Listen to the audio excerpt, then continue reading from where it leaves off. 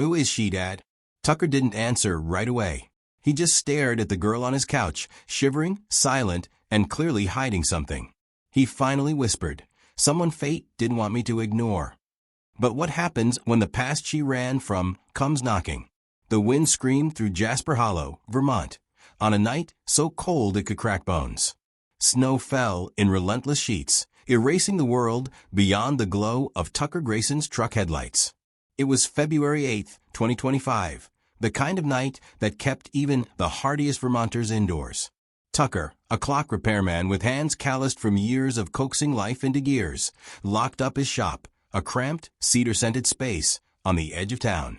His daughter, Ivy, 9 and wiry, slept in the back room, her breath fogging the air beneath a quilt stitched by her late mother, Nora. Tucker's chest ached, not from the cold, but from the quiet that had haunted him since Nora's death 4 years prior. Cancer had stolen her, leaving him and Ivy to piece together a life from the shards. He wasn't looking for trouble when he saw her. A figure staggered through the blizzard, a dark smudge against the whiteout. Tucker slowed the truck, squinting. She was young, too young to be out here, her coat flapping open, hands clutching a belly swollen with life. Her knees buckled, and she crumpled into the snow. Tucker leapt out, boots crunching, heart thudding. "Hey, you okay?" The wind devoured his words. She lifted her head, eyes glassy with exhaustion, and whispered something he couldn't catch before the storm swallowed her again. Tucker Grayson didn't believe in fate, but he couldn't leave her there. He carried her to the truck, her weight slight despite the pregnancy, and drove to his cabin, a weathered refuge perched on a ridge above Jasper Hollow. Ivy stirred when he stumbled in, the girl limp in his arms. "Who's that?" she asked, voice sharp with curiosity. "Someone who needs help," Tucker grunted, laying the stranger on the couch by the fire. He draped a blanket over her, watching her shiver into stillness. She woke hours later, firelight flickering across her pale face. "Ren Adler," she rasped when he asked her name. 18, she said, pregnant, alone. Her voice was a thread, fraying at the edges. She wouldn't say where she'd come from, or who'd left her to freeze, just that she'd been walking since dusk. Tucker didn't push. He gave her cocoa, a spare room where Nora's dresses still hung, and silence. Ivy watched from the shadows, her sketchbook clutched tight, sensing the mystery Ren carried like a second skin. Days bled into weeks, and Ren stayed. She was a wraith in the cabin, quiet, elusive, her past a locked box. Tucker caught her writing in a leather notebook, her pen scratching furiously, only to snap it shut when he neared. "Letters," she muttered once, when Ivy prodded. "To who?" Ivy pressed, pencil poised. Ren's gaze drifted to the fire. "Someone I owe a story." Her words hung heavy, a riddle Tucker couldn't solve. The question took root. What was Ren running from? And why had she landed here? He didn't ask, though he wondered.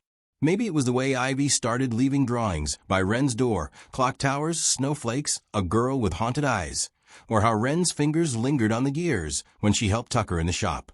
A fragile bond formed. 3 souls circling each other in the endless Vermont winter. Christmas Eve unleashed a blizzard that buried Jasper Hollow in silence. The power flickered out, plunging the cabin into shadow, and Ren's sharp cry pierced the dark. She was in labor, her hands gripping the couch, terror etching her face. Tucker froze. Clocks he could fix, but this? "I can't do it alone," she gasped. He knelt beside her, heart hammering, guided by half-remembered stories Nora once told.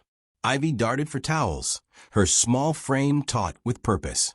Hours stretched, the storm raging outside, until a wail split the night, a baby girl, tiny and fierce. Ren named her Sage, her voice breaking as she held her daughter close. That birth forged something unbreakable. Ren softened, letting Ivy cradle Sage, teaching Tucker to burp her right.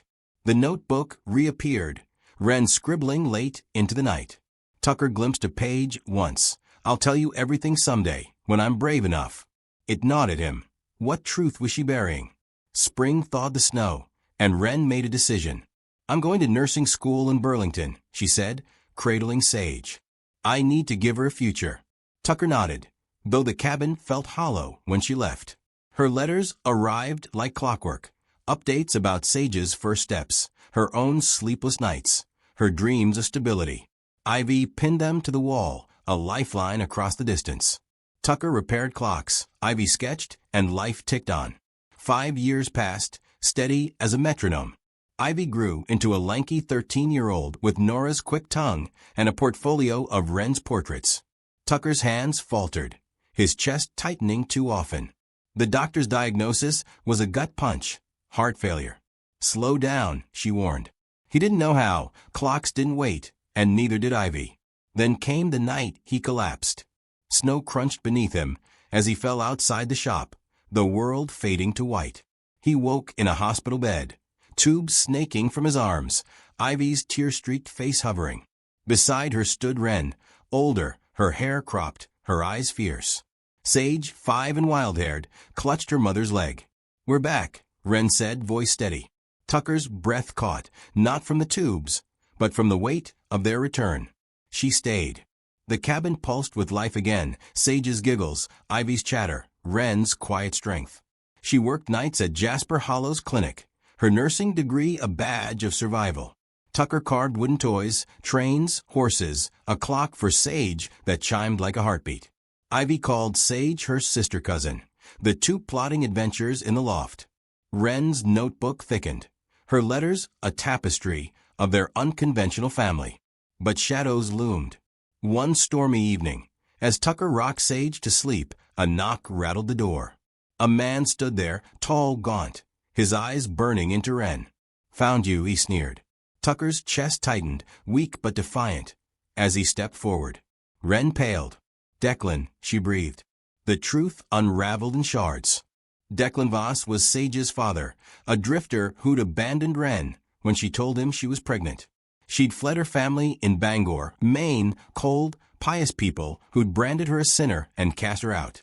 Declan had tracked her down, fueled by resentment and a claim to Sage.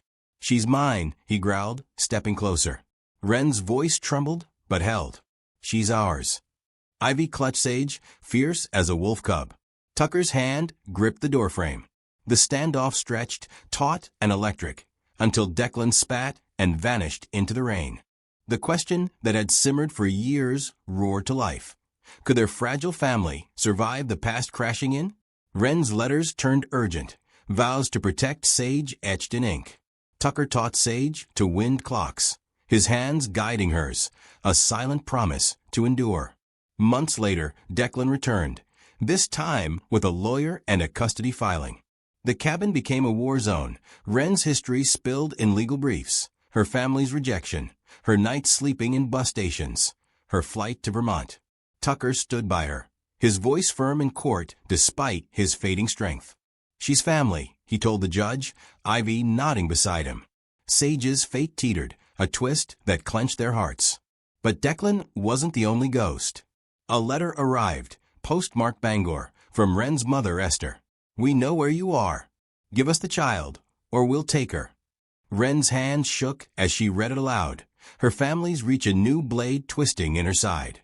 Tucker saw the fear in her eyes and made a call to an old friend, a private investigator named Cal Dwyer. "Dig into them," he said. "Find something." The courtroom battle stretched into spring. Declan painted Wren as unstable, her parents' affidavit calling her a disgrace. Cal uncovered the dirt. Esther and her husband ran a strict religious commune, with whispers of coercion and missing girls. Tucker handed the evidence to Wren's lawyer, a quiet man named Ellis Pike. The tide turned. On a gray April morning, the judge ruled. Wren kept custody. Declan slunk away, defeated. Esther's threats faded, her power broken by exposure. Tucker's heart gave out that night, landing him back in the hospital. But Wren was there, her hand in his. Sage curled against him. "You're my miracle," she whispered, tears falling. He smiled, frail but alive. 2 years later, peace settled over the cabin. Tucker, grayer and slower, sat by the fire, Sage, 7 and fearless, showing him a clock she'd fixed with Ivy's help. Ivy, 15, wrote a letter. "To whoever reads this, we're not blood, but we're family. Papa taught us how to hold on." Wren, a nurse with steady hands, watched them, her notebook complete. a legacy of love forged from chaos. But the final twist came softly. One evening, Sage climbed into Tucker's lap, her small hands tracing his scars. "Papa," she said, "did you know Mama was lost too?" Tucker froze, meeting Wren's eyes across the room. She nodded, pulling a yellowed letter from the notebook. Her first, written that frozen night. "To Sage, I was lost until he found me. You're why I stayed." The ending was clear now. Tucker had saved Wren, but she'd saved him back. He'd given her shelter. She'd given him purpose. Sage called him Papa. Ivy called her sister. And Wren called him family. The cabin stood as proof. Kindness could mend broken lives into something whole. A miracle born from a single act in the snow. Hey, if this story gripped you, hit like and subscribe for more. What would you do if fate dropped a stranger on your doorstep?